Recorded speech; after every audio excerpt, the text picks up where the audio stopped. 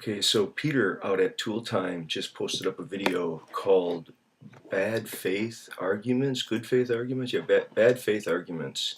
And it was a long video, talked a lot about, I guess, some of the problematic aspects of YouTube debate and dialogue. And in particular, I guess he was talking about William Lane Craig and some of the, I guess, chintzy way that popular Christian apologists have garnered support, and the way that I guess YouTube atheist groups have been maligned.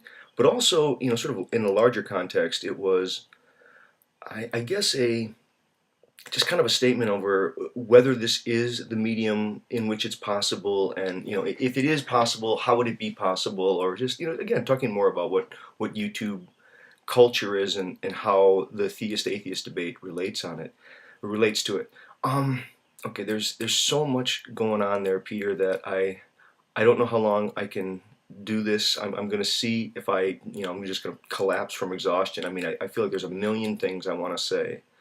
Okay, one is that this is an ancient issue. It goes all the way back to the beginning of speech and language.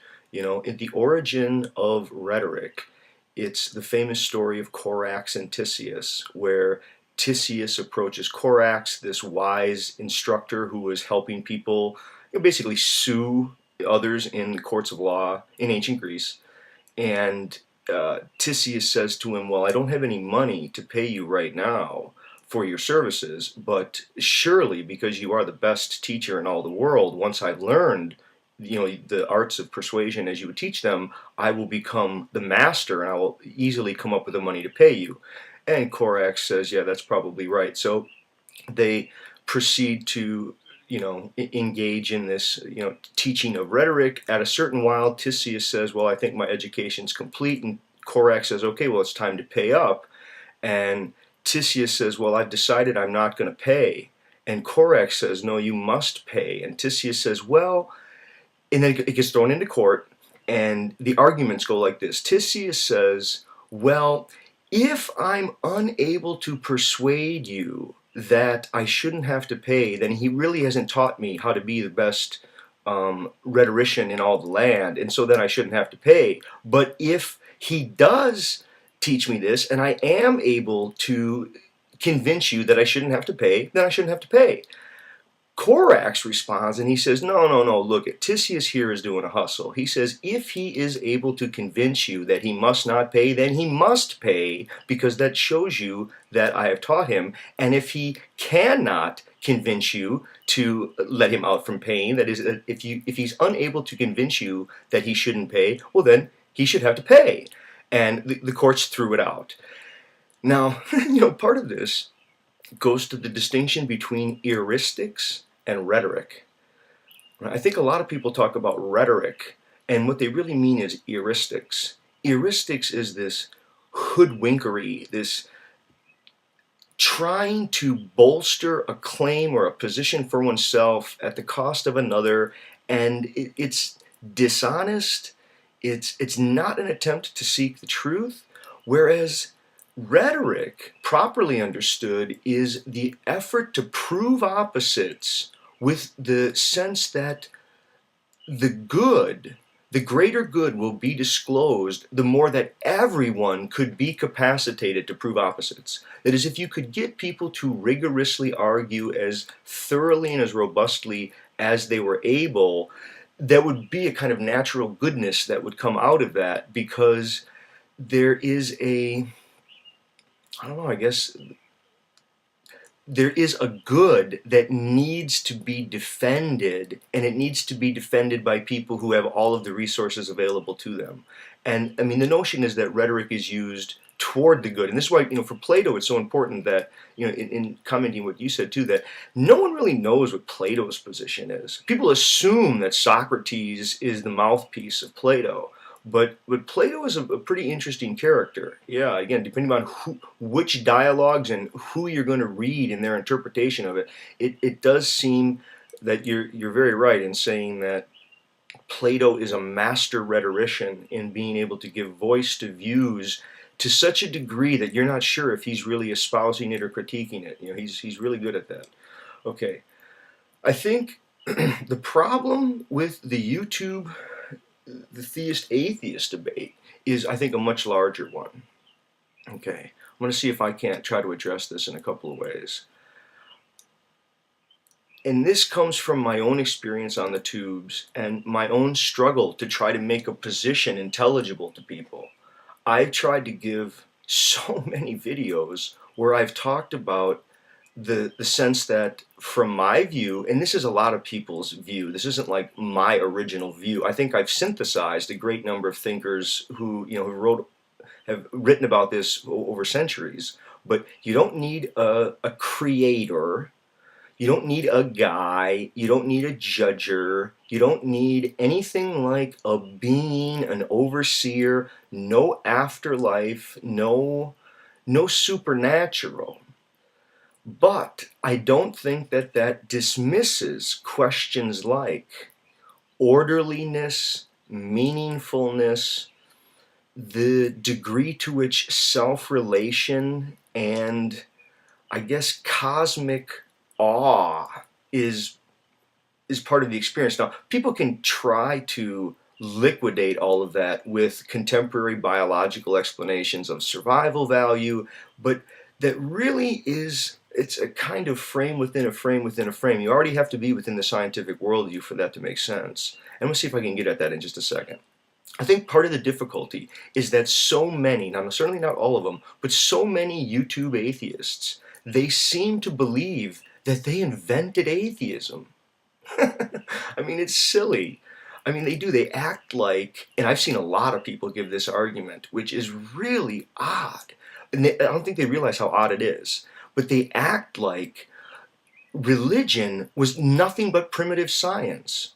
Yeah, there was this sort of primitive science called religion, and then as the Enlightenment occurred and as, science grew, they were able to basically just throw off those earlier explanatory mechanisms called religion. And so religion is like, it's bad science, it's early science, primitive science, pre-science. It's sort of, people cast it that way. And that's just not right. I mean, not only could you say that there was an originary awe, and by that I mean an absolute overwhelming immensity of the cosmos, and that washed over people on so many levels that science and religion were both equally kind of responses and an attempts to give a recognition and a response to that overwhelmingness. There are some parts of overlap. I think we want to acknowledge that there is some ways, or there are some ways in which we could say, yes, some forms of religious explanation do seem to be like scientific explanation. Okay. But to simply say, reductively that, oh yeah, well, science was just, that was what, religion became. I mean, religion was this sort of bad science, pre-science. No, that doesn't make sense. And it doesn't make sense because you can see that there were twin currents riding all the way through history. In fact, some of the great scientists were very religious. They didn't see the science as competing with the religion. That is, they obviously recognized different domains to which it was applying. One is still as enigmatic as it has always been. What do we mean by self-relation? What do we mean by conscience, consciousness? What do we mean by a sense of self and a sense of person? I don't think that you're ever going to be able to get to the person by reducing it down to nothing more than the neurophysiology, the anatomy, the chemistry within the body. I mean, we know now more than ever how epigenetic effects are related to environment, to diet. I mean, it's becoming increasingly apparent that what we call a person is actually a kind of subsystem. It's a holon within an interlocking network of a larger system. I mean, the boundary of the body is partly an illusion that comes from scientism, not the scientific worldview. The scientific worldview really problematizes what we mean by the individual in a way that contemporary science, in dismissing things like historicity and historicity somehow becomes neurotransmitters in the memory part of the brain. I mean, there's all kinds of reductionisms that are really problematic. I mean, I recently saw, well, again, I don't want to get into it. Let me talk about some other ways to sort of get at this. I don't think that the argument has to be over, is there a creator or isn't there? Or is the Christian God the true God or not? Or is the Muslim God? I mean, I think there is value in people espousing those views as clearly as they can and then dismantling them. Yes, I think if you're going to be a YouTube atheist and you want to critique dogma of a particular religion, you have to be very versed in it. You have to be able to both be familiar with it, but not get trapped in some of its literalism. So, I mean, I think, Peter, you're really dead on in saying, some of it you'd have to be able to assault on a different plane. So you'd have to be able to talk about the relation of Judaism to Christianity, the relation of the Torah to the Bible. I mean, some of these issues they need historical discussion rather than just discussion of a believer from within the faith. Right? So, I mean, I think that there are different ways to come at it. But I would say, from my own perspective, and I've tried to say this so many times, that people need to move the discussion. And, I wasn't, what do I say? I sound like a sour grape here. I guess I'll be a little bit of a sour grape. Just yesterday, I think, I saw a video by Theremin Trees on terror management theory and on some of Sheldon Solomon's work, and who's an Ernest Becker scholar.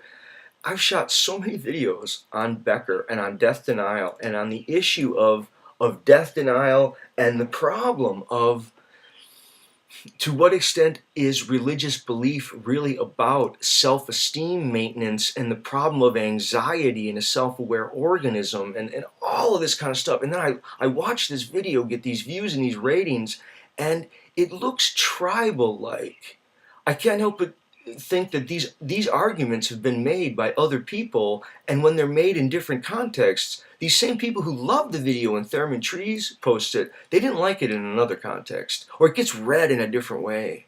It's really, really fascinating how flock behavior, group behavior, sort of little groupthink confirmation is going on here on YouTube. I mean, I think there really is an issue, and see if I can follow that out a little bit more. In the Theremin Trees video, and I'd love to get some response from him. If anybody wants to send this video to him, please do so. I'd love to have a dialogue with this guy. He opens this video and kind of makes it seem like your only options are to be honest about death or to be deluded. But, which I agree, there's a lot of death denial and there's a lot of evasion of the fact of death. But what he's calling being honest about it sounds like a very, very suspicious, misplaced concreteness of an individualism.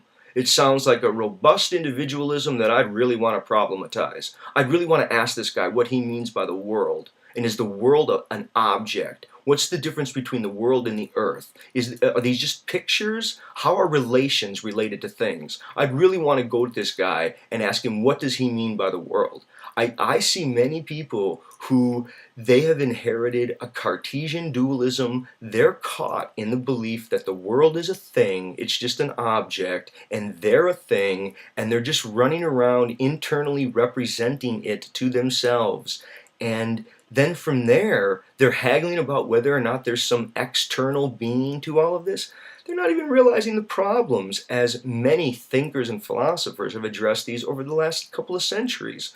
There are people in both theist and atheist camps who don't hold anything like the ridiculous, dogmatic, there is or there isn't kind of just statements that you hear, but you hear very, very sophisticated statements about what is orderliness, what does it mean such that consciousness is an indigenous part of the material world.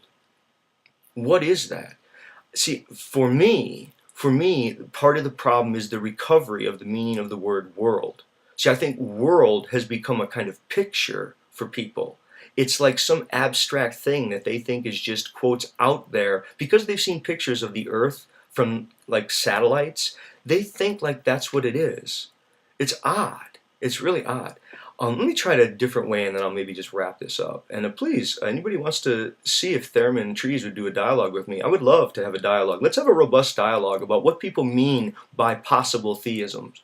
I want to hear some atheists argue against possible theisms, not just against guy with a beard sitting on a throne. I want to hear arguments against the promise of orderliness, because I think it's lurking in science. I'll give you two examples. First off, science seems to have a promise that all of these different sciences, and there's many different, it's not like there's this thing called science. There's lots and lots of different sciences and there's branches, but the promise is that it's all going to converge one day. Someday, all of the different facts in all of these different areas, they're all going to add up. We can already see in medicine that it's not panning out that way. The piecemeal orientation of contemporary thought is going to get looked back at if we make it to the next couple of centuries. And they're going to go, wow, the kind of reductionism was really absurd. The way these little pinheads were running around trying to tinker with things. Right? It's not as if ultimately all of these fields are going to converge into a grand unified theory of everything. I think that's part of the promise. And the more that you think about it, the more you start to realize, or maybe not, what's wrong with that idea? I'd love to hear some response to that. Okay, related to that, I think many people believe that what science is going to do and will continue to do is to increase our knowledge and thereby reduce ignorance. No, it's not like that. That's a person who hasn't really thought about what knowledge and ignorance really are. What you do is you increase your ignorance as you increase your knowledge. We're never going to get rid of ignorance. I mean, some of it doesn't even make any sense. But these are like crypto religious principles that were smuggled in that I guess maybe are part of the repressed origin of awe that generated religiosity and governance, as well as science, as I guess responses to those. But let me again try to get to this ending point here, which is I think primitive peoples, earliest peoples, so people thousands and thousands of years ago, hunter-gatherers, will even push the envelope a little bit. I think they had a great advantage over moderns like us, people who live in the age of the world picture, right? Primitives, earliest peoples, as the dawn of religiosity was setting in, it was partly this grasp, this recognition, or this register that one's consciousness itself was part of the cosmos, and that it was as natural to the cosmos as the weather. I mean, to really feel with a pathos, an identification with the world that the modern scientific objective world picture sort of has tried to separate the knower from the known, which the new quantum entanglement stuff is really challenging. It's throwing all that stuff. I mean, the physics in the last 20 years has thrown into a swirling bundle of who knows so much of the earlier claims about speed of light, what are constants, all this kind of stuff. But the problem is that the earlier peoples, they understood consciousness as integral to cosmos itself. That is, they saw it as a cosmic force. They couldn't help but see their consciousness as something that was part of nature. Today, we would call that anthropocentric, anthropomorphic. We do this kind of, no, there's this objective world out there, and then conscious comes later, which is more anthropomorphic. I mean, it's almost comical when you start to think about it. I mean, let your mind really do the gymnastics there. Which one is more anthropomorphic? Today's anonymity, the degree to which we take abstract thought for reality, we take ideas that we have gained from pictures, from abstract representations of the earth, like it's just this thing kind of in space, as if it has a right side up, or, I mean, all these kinds of things. We've oriented ourselves toward the world in such a way that we've made consciousness itself a kind of alien presence, a kind of, it's not part of the world. Now, religion has done this, certainly in the belief of a soul or some sort of otherworldliness, but you don't need to deny death by claiming that you're a soul. But if you say you're going to accept death, that doesn't mean that I was just a body all the way along. No, a body is a worlding. A body is the original origin of world. World comes through bodies clearing to world. The illusion is that there was a world there to which a body comes along and then just represents it. That's part of this problem. I think people who are interested in the kind of spirituality, or we'll call it religiosity, that preceded institutionalized religions, they're interested in the degree to which a person isn't a thing there in the world, but it's the degree to which sunrises and sunsets, the degree to which warmth, sun tans, cool breezes, those are what you are. It's not you're there in a world that has those and you're representing them. You are the way that those exist as possibilities. All right, thanks.